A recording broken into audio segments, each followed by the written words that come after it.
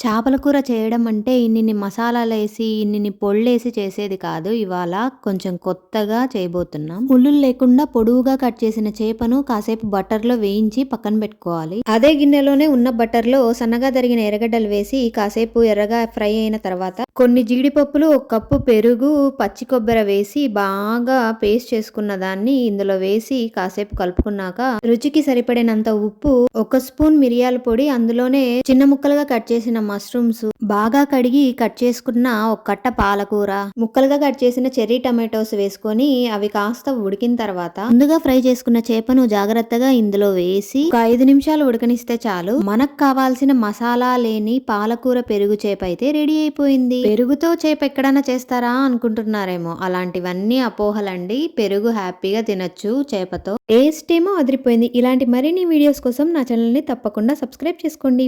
Bye.